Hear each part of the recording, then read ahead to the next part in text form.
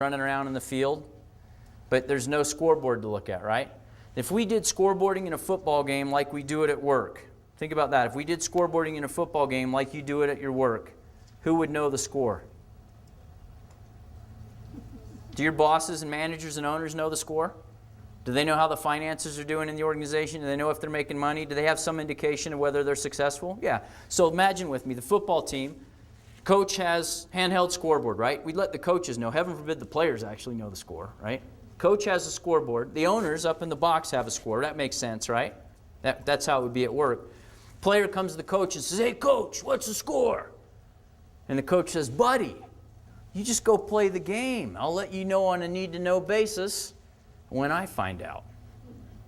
And if we did it at work like, or in a football game like we do it at work, when would the coaches find out the score? Like the end of the game, right? It wouldn't be right at the end of the game. It'd be like 7 minutes after the game because accounting's messing with the numbers, right? We'd never do that to athletes in a football game.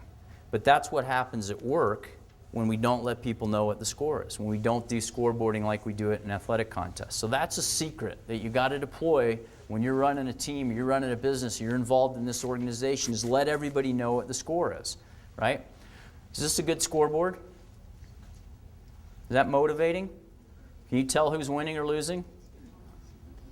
No. That's a typical scoreboard for most organizations, an Excel spreadsheet. Doesn't have a lot of meaning, okay? This is a scoreboard for one of my friends, Scott Miller, a good friend of mine, and I went to him and said, "Scott, your scoreboards suck." And he said, "Listen, Andy, I'm running a business here, and if the people that I lead can't get the information they need out of an Excel spreadsheet, they can go work somewhere else." Interesting attitude. But that's how he felt. He didn't think scoreboards mattered. He didn't think that people needed to know the score. Finally convinced him to do some things different. We built a different scoreboard. Now that's about the same data. Can you tell if that person's winning? Pretty quick. You can see the trends there. You can see where they're at. I can get comparative data by looking at some of the links there. When Scott started using scoreboards like this, what he found is that he started leading his company in every key metric but one. He was so successful for the next 3 years that he was promoted in the company. He swears by scoreboards. He gets it. They work. Okay? Do they just work in business? No, they work everywhere. This is the most successful fundraising organization in the world, nonprofit organization. That's their scoreboard. Does it work? Yeah, it's not great, but it's good.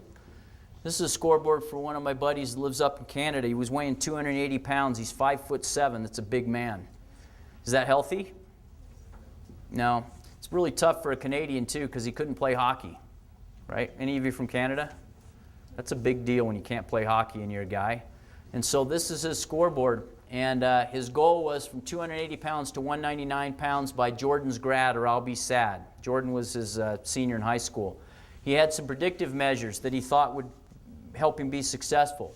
One is a daily walk of 5 miles, so I'll fit in the latest styles. The next one was no eating after 8 to ensure I won't gain any weight. And then 2,500 calories a day and watch the pounds fade away. And they tracked it. Every 2 weeks he got on the scale. Every week he tracked whether or not he achieved his predictive measure. And he was able to achieve his goal. Here's a scoreboard for one of my buddies down in Arizona, his son Colin. Colin at the time was 2.5 years old. Colin wouldn't sleep through the night. They put him to bed at 8 and Colin would wake up and he was hungry. He was cold. He was sick. He was scared. There were monsters under his bed. Forgot to brush his teeth, had to go to the bathroom. So they battled all the time, and I told my friend about this, and he went home and he said to his wife, "I know how to fix Colin, honey. We're going to scoreboard him." His wife said, "This is a 2.5-year-old kid, right? This isn't a business, Brandon. We're not going to scoreboard our kid." And he said, "Trust me, Cindrich does it with his kids, and it's working really well."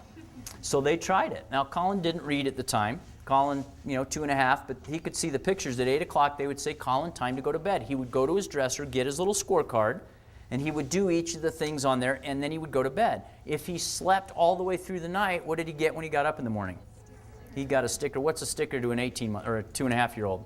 Dude, that's gold. It's gold. And if you got 7 stickers, he got a quarter to put in what?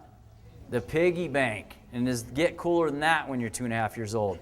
It fixed Colin. Immediately done. Slept through the night, right? Now, Colin is in kindergarten now. He's first grade. When he was 4.5, his dad told him that I was showing this all over the world. So Colin, at about 4.5, told his dad, well, tell that consultant guy to tell people why I didn't get a sticker on Tuesday. Right? Because he fell asleep watching TV and his parents didn't wake him up. Now there's a kid that's 4 years old and he doesn't want people he doesn't know to think he's a loser. Right? That is the power of scoreboards. They work for everything. Okay? Next thing we got to do is we got to have a huddle. The huddle is very simple. It is just like a huddle in a football game. You start out by reviewing the assignments from the last play. We just ran a play. Now we got to come back and talk about how did it go. If the play went well, what do? High fives, congratulating, nice catch, good block, good throw, nice run, slaps on the butt, whatever. Okay, don't do that at work because the HR departments hate that. Okay, don't do that part. But there's some celebration. If it didn't go well, do people talk about it in the huddle? Oh yeah, they're going to talk about, I just was down and out while you're running a post. Why don't you pick up the blitzing linebacker, right? That's the kind of stuff. I'm wide open. Why didn't you hit me? They're going to talk about that stuff in the huddle. That's what you got to do when you have your accountability. Your huddle at work for your team, your organization, you got to have a huddle. Might be your huddle with your roommates, whoever your accountability partner is. How many of you do work out? You go to the gym, you have somebody that you go with. If you do that, that's pretty important because if you don't have somebody waiting for you and it's really, really cold when you wake up and it's snowing and you're tired and you're sore, what happens? You start to sleep in, right? The resistance kicks in. One of the things you need is people in an accountability situation to help you get past that resistance. Next thing you do is you look at the scoreboard in a huddle. Will you call a different play based on what you see on the scoreboard? You will, and you should in a football game as well as at work, and you should in life. If you're tracking something that's really important, let's say that you're trying to get a 4.0 GPA so you can keep your scholarship, would it be easy to figure out what the predictive measures are? Some of you are thinking, tell me what they are, man, because I can't figure it out. Something about where you study and how often you study and who you study with and kind of how you prepare for assessments. I mean, there's going to be some things like that that are predictive of success, right? Well, you probably ought to be tracking whether or not you're doing those things. And if you're finding you don't have enough time to do it, you might need to reassess. And you might need to call a different play. You might need to have a different approach to getting it done going forward. Next thing you do in the huddle is you call the next play. And the play is based on what you saw on the scoreboard. You leave with everybody on the team, everybody in the organization knowing what they have to do the next week to run the play. And doesn't everybody on a football team, how many of you hate football and you're just going, what is he talking about? I'm sorry. It's so easy to teach this stuff with sports, and I totally get it.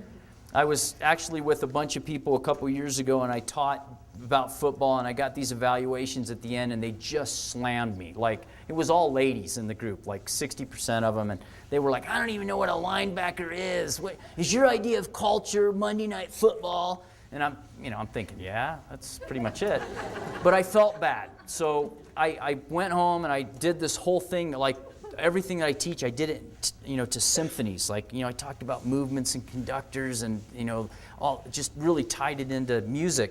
And then I was doing this next group and I'm teaching it and I'm just going along and looking, there's like all these, like people are whispering, like, what is he talking about? Just totally. And I knew him, and so I stopped and I said, God, guys, like 2 weeks ago I got totally beat up by these ladies because I was teaching about football and they hated football. And this lady over here, she reaches into her big bag and she pulls out a cheese head and she puts it on her head. She says, honey child, she says, you in Green Bay right now. You can talk about football all you want. It's like, oh man. So, I'm sorry if you don't like football, but it's so easy to teach this stuff in terms of football. And so accountability is really just a simple huddle, okay?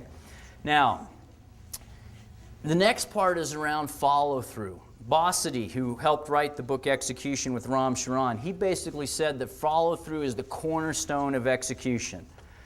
If you're going to be a good leader, and you want to be good at winning, and you want to get her done, you gotta follow through. You gotta do it religiously. If you let stuff fall through the cracks, if you do it sometimes but not always, if you're inconsistent, what you're going to find is that your results are inconsistent. And if you're inconsistent in the results, you're not going to win. And so follow through is critical in any leadership role if you want to get her done. So next thing you got to do is you got to complete your assignments. You got to be really proactive. You got to run the play. And I'm going to ask you a simple question. When you get up and start your week, is the week happening to you or are you happening to the week? Because most of the time what happens is we show up to school on Monday and crap just starts happening. It just falls out of the sky. We don't know what's going to come and it's urgent and we just go address it. We just go after it. And we lose our focus and our plans just like that, right? We need to be proactive. Let me show you, sometimes the best way to learn is by looking at